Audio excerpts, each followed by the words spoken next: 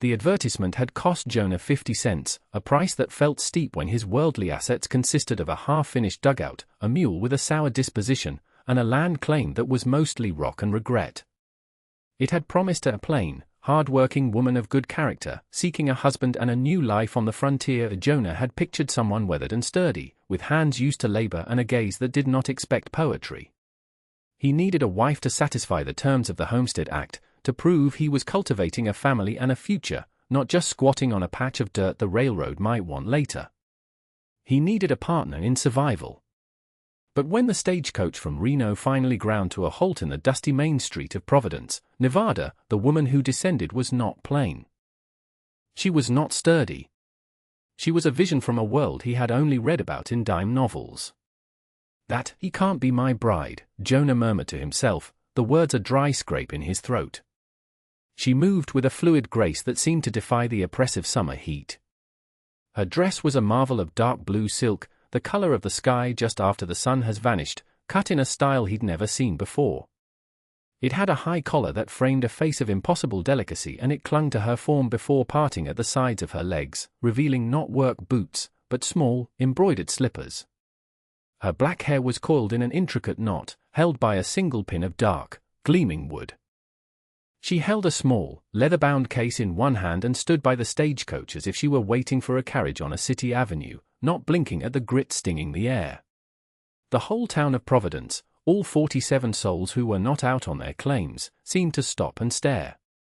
The blacksmith, a bear of a man named Peterson, let his hammer fall silent. Martha, who ran the general store, peered over the top of her spectacles from her doorway. They were all looking at her, then at Jonah. He was known here. A quiet man who kept to himself, who had a past he never spoke of, visible only in the way he moved, with a stillness that could break into sudden, efficient speed, and the worn colt that rode low on his hip. He was a man trying to build something, but everyone suspected he had been good at tearing things down first. He had sent a letter and a small, smudged daguerreotype of himself squinting into the sun. He had received a reply, a short note in neat, careful English signed My Lin, agreeing to the arrangement. He had imagined a daughter of Chinese laborers from the railroad camps, someone accustomed to hardship. He had not imagined this. This woman looked like she belonged to an emperor. Jonah pushed off the post he'd been leaning against, his boots raising puffs of alkaline dust. Every step toward her felt a mile long, each one taken under the weight of the town's collective gaze. He was aware of his own rough appearance, the sun-faded shirt, the worn denim, the dust caked into the lines on his hands. He stopped a few feet from her. She turned her head, and her eyes, dark and intelligent, met his. There was no fear in them, only a calm, unnerving assessment. "Miss Lin," he asked, his voice rougher than he intended. "You are Mr. Jonah Calloway," she stated. It was not a question.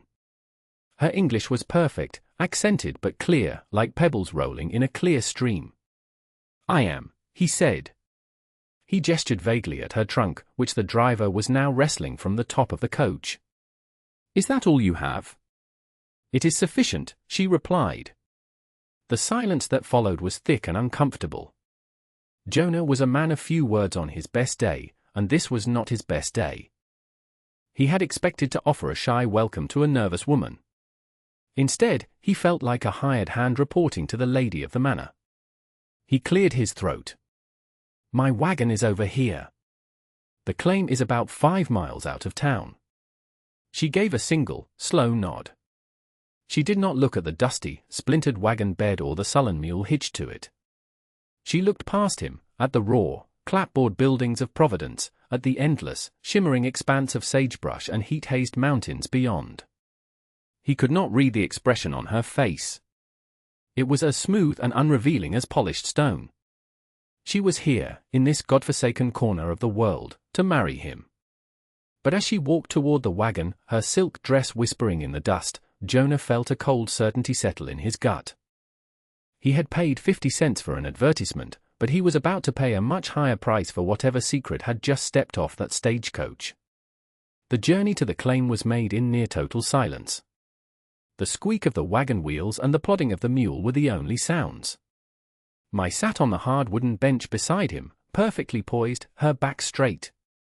She did not complain about the jolts or the dust that settled on her fine dress. Jonah tried to think of something to say, something to bridge the chasm between them. He could talk about the weather, the lack of rain, the difficulty of digging a well in this soil. But the words felt foolish before they were even formed. Small talk seemed an insult to the gravity of her presence.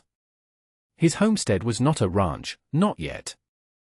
It was a dugout, carved into the side of a low hill, its front faced with scavenged lumber and a sod roof. A small, hastily built corral held his only other animal, a mare he'd bought for plowing. A patch of earth had been cleared for a garden, but the summer sun had baked it to the consistency of brick. It was a place of brutal honesty. It was a testament to one man's desperate attempt to cover life from nothing. As he pulled the wagon to a stop, he saw it all through her eyes. The raw earth, the crude shelter, the profound loneliness of the landscape. He felt a hot flush of shame.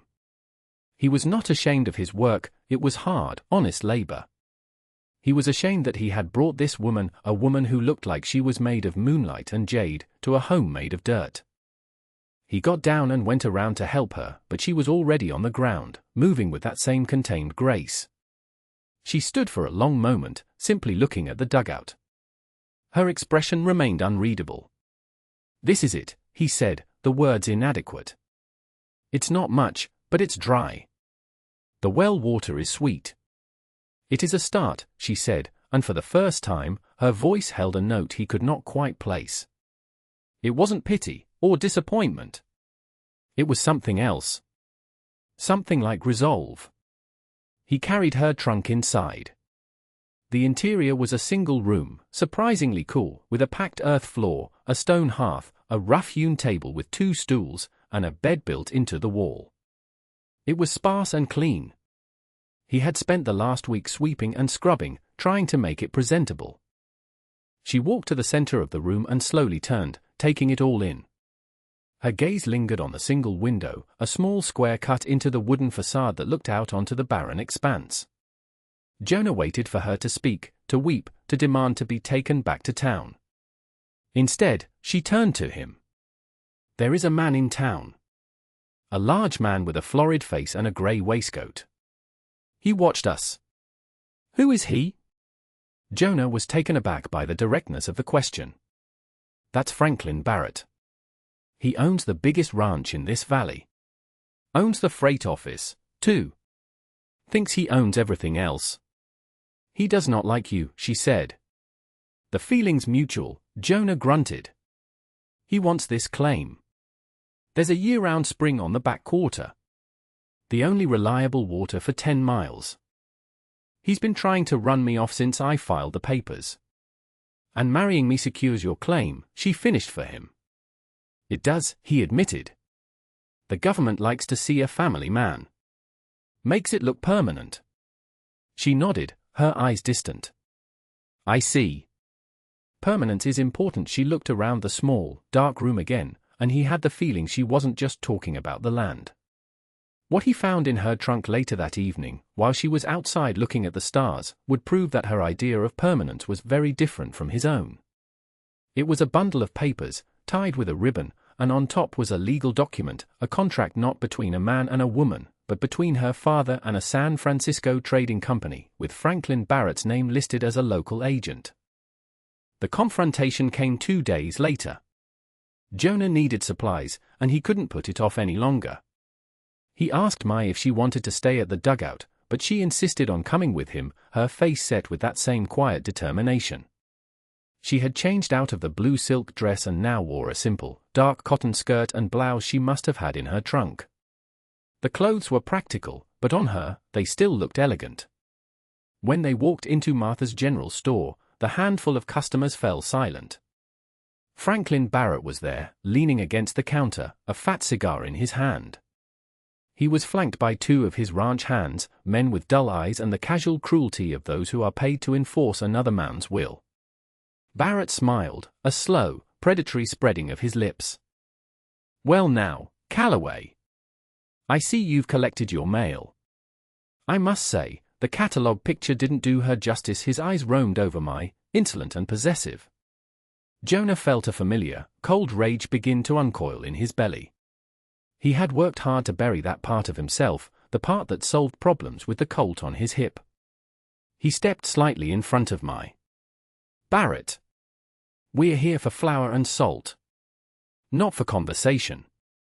Barrett ignored him, his gaze still fixed on my A delicate flower like you must find our local accommodations, rustic. A man like Calloway, living in a hole in the ground, he can't provide what a woman of your quality requires. He took a step forward. I, on the other hand, have a proper house. Servants. Silks and finery from San Francisco. A much more suitable arrangement. He was making an offer, crude and public. He was treating her like livestock to be traded. Jonah's hand drifted toward his gun, an instinct he hadn't felt in years. He knew this was what Barrett wanted. A public fight, a reason for the territorial marshal to get involved, a way to paint Jonah as a violent drifter unfit to hold a claim. But before he could speak, Mai stepped out from behind him. She moved not with fear, but with an incredible, icy composure. She looked directly at Barrett, her chin lifted. "Mr. Barrett," she said, her voice clear and carrying through the silent store. "Your house may be large, but a man's character is not measured by the size of his roof. It is measured by his honor." She paused, letting the words hang in the air. "You have none. Therefore, your offer is worth nothing." The store was utterly still. Barrett's face, already red, deepened to a shade of purple. He had expected a frightened, compliant girl he could intimidate. He had not expected this. He had been dismissed, cleanly and precisely, in front of half the town. His two ranch hands shifted, unsure what to do. Public humiliation was not something Barrett tolerated. He took a menacing step toward her, his hand raised as if to strike. "Why, you little—" Jonah moved. He didn't draw his weapon. He simply closed the distance and his hand clamped down on Barrett's wrist like a vice. Barrett was a big man, strong from a life of bullying, but Jonah's grip was like iron. Years of discipline and danger were called in that one movement. "You will not touch her," Jonah said, his voice low and devoid of all emotion. "You will not speak to her again. Now get out." Barrett tried to wrench his arm free, but couldn't. His face was a mask of fury and shock. He looked from Jonah's dead calm eyes to Mai's unflinching gaze and knew he had lost this round. He spat on the floor. "This isn't over, Calloway. That land will be mine. One way or another." He jerked his arm free and stormed out of the store, his men trailing behind him. The other customers began to talk at once, a low buzz of excitement. Martha, from behind the counter, gave Jonah a nod of respect. Jonah turned to Mai. She was watching him, her expression complex. He had defended her, but he had also revealed a glimpse of the man he used to be. The danger was gone for the moment, but a new tension had taken its place. They were bound together now, not just by a piece of paper, but by a common enemy. And he still didn't understand the first thing about the woman who was supposed to be his wife. The letter she carried, the one with the trading company's seal, felt heavier in his mind than ever. Back at the dugout, the air was thick with unspoken things. The confrontation in town had changed the nature of their arrangement. They were no longer just two strangers sharing a roof, they were partners in a siege. Jonah watched as Mai moved about the small space, her motions economical and precise. She was not the helpless porcelain doll he had first imagined. There was a strength in her, a core of steel forged in a fire he couldn't begin to comprehend. That evening, as the sun bled across the horizon, painting the sky in shades of orange and violet, he finally broke the silence. "You shouldn't have done that," he said, his voice quiet. "You shouldn't have put yourself in his path." She was standing by the open door, looking out at the vast, empty land. She didn't turn. "And you should have let him strike me? Let him believe I was a thing to be bought and sold." "I would have stopped him," Jonah said. "Yes," she said, finally turning to face him. "With your gun." And then the marshal would have come, and Mr. Barrett, with his money and his influence, would have told a story. A story about a violent squatter and his foreign property. You would have lost this land, and I would have been left with nothing. Is that not so? He had no answer. She was right. She had seen the trap more clearly than he had. She had fought with a weapon he didn't possess, a blade of words and dignity that had cut Barrett deeper than any bullet could have. You need to tell me why you're really here, he said, his voice low. It's not just about finding a husband. She held his gaze for a long moment, then walked to her trunk and opened it. She withdrew the bundle of papers he had glimpsed before and handed them to him. My family did not send me, she said, her voice flat. They sold me. Or rather, they sold my obligation. Jonah untied the ribbon and read the top document. It was a contract, dense with legal language, between a merchant named Lin Bao in San Francisco and the Pacific Mercantile Company. It detailed a significant debt. The second document was an addendum, an agreement to settle that debt. The terms were brutally simple. My Lin was to marry a homesteader, Jonah Calloway, who held the claim to Section 14, Township 22. Upon their marriage, the claim, and its valuable water rights, would be used as collateral, effectively transferring control to the Pacific Mercantile Company, for which Franklin Barrett was the regional agent. She was not his bride. She was the closing cost on a business deal. A cold anger settled in Jonah's chest. He had been a pawn, just like her. They had both been used. This paper, it means they own you. And this land. It means they believe they do, she corrected him. My father is a proud man, but not a wise one. He made bad investments. He thought this was a clever solution. A way to save face. He did not ask me. Her voice was still calm, but he could hear the tremor of a deep, contained sorrow beneath it. I am here to honor my father's debt. But I will not be owned by a man like Barrett. Suddenly, her courage in the store made perfect sense. She wasn't just defending her honor, she was fighting for her very self, the last piece of her that hadn't been signed away in a contract. The next move came 3 days later. Jonah woke just before dawn to the sound of his horse whinnying in distress. He grabbed his rifle and was out the door in an instant. Down by the creek bed that fed his spring, 3 of Barrett's men were working with shovels, building a crude dam of rock and earth, diverting the precious trickle of water away from his land and toward Barrett's property. It was a slow, deliberate act of strangulation. Without water, his claim was worthless. He would be starved out in a matter of weeks. He raised his rifle, the cold metal familiar in his hands. He could end this right now. 3 shots, 3 problems solved. The old Jonah, the man he had tried to leave behind in dusty towns from Texas to Montana, would not have hesitated. But as his finger tightened on the trigger, a different image filled his mind. It was Mai, standing in the general store, facing down a monster with nothing but her own courage. He thought of her quiet dignity, her refusal to be broken. Violence was Barrett's language. To use it was to stoop to his level, to prove him right. It was to become the man she had correctly predicted would lose everything.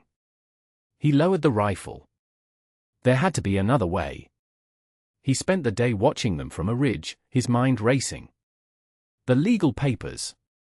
The contract. The language was precise. It said the claim would be used as collateral upon their marriage. They were not yet married. The circuit judge wasn't due for another month. Until then, the claim was his and his alone. An idea began to form, a desperate, reckless gamble. That night, he sat with Mai at the small table, a lantern casting long shadows on the walls. He pushed a new document across the table toward her. It was a deed of transfer. "What is this?" she asked. "I'm signing the claim over to you," he said. "All of it. Free and clear.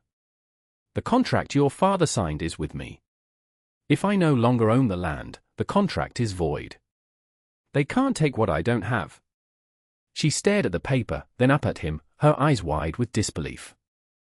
"But this is everything you have. This is your future." "Maybe," he said. "Or maybe my future isn't a piece of dirt. Barrett and his company, they want to fight with paper and lawyers and money. So we'll fight them the same way. The land will be in your name. You're not party to my agreement.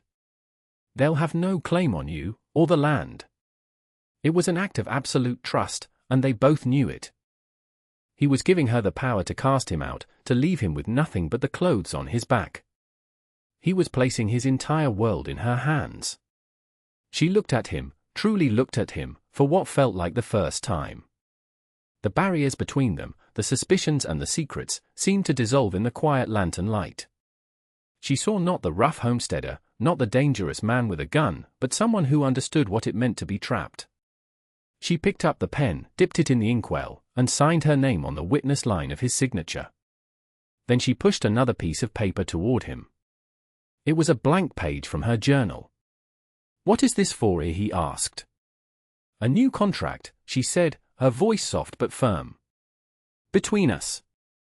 We will be partners. We will hold this land together. And we will win." 6 months later, the first snows of winter were dusting the high peaks. The dugout was no longer just a shelter, it was a home. A sturdy wooden extension had been added, creating a second room. The garden, thanks to a new, deeper well they had dug together, had yielded a small but vital harvest of potatoes and squash. The crude dam Barrett's men had built was long gone, washed away by the first autumn rains and their own hard labor. Barrett had been furious when he discovered the legal maneuver. His lawyers had sent threatening letters, but the territorial law was clear. The land belonged to Mai Lin, and she had no contract with the Pacific Mercantile Company. To challenge it would mean a long, expensive court battle, one that would expose his own predatory business practices. He had retreated, for now, his power checked by a piece of paper and the combined will of two people he had fatally underestimated. They had found a new route to market their surplus, freighting their goods to a mining camp 20 miles to the north, bypassing Barrett's control over the town of Providence. It was a hard life, a life of constant work from sunup to sundown, but it was their own. One evening, Jonah came inside to find Mai standing by her open trunk. Draped carefully over the lid was the blue silk dress from the day she had arrived. It looked as radiant and out of place as ever. She saw him looking at it. "I keep it to remember," she said. "Remember what?" he asked. "The woman who arrived here. The life I was supposed to have." She gently touched the silk. "And to remember that I chose a different one." She folded it carefully and placed it back in the trunk. She had made a new dress for herself from bolts of sturdy calico bought at the general store, a dress made for working and living on the frontier. Later, they sat at the table, sharing a simple meal of stew. The silence between them was no longer awkward or heavy. It was a comfortable quiet, the language of two people who understood each other without the need for words. They were not yet husband and wife in the eyes of the law, and perhaps they never would be. They were something else, something stronger. They were partners, forged in dust and defiance. Jonah looked at her, at the quiet strength in her face, and knew that the 50 cents he'd spent on that advertisement was the best investment he had ever made. He hadn't gotten the plain, hard-working wife he thought he needed. He had gotten Mai. And that had made all the difference. And that brings us to the end of this one. If you stayed with me all the way through, thank you. Stories like this one only get told because folks like you sit down and listen. If you liked what you heard, go ahead and hit that like button. And if you want more stories from the old frontier, subscribe so you don't miss the next one. Until then, take care of yourself, and thanks again for being here.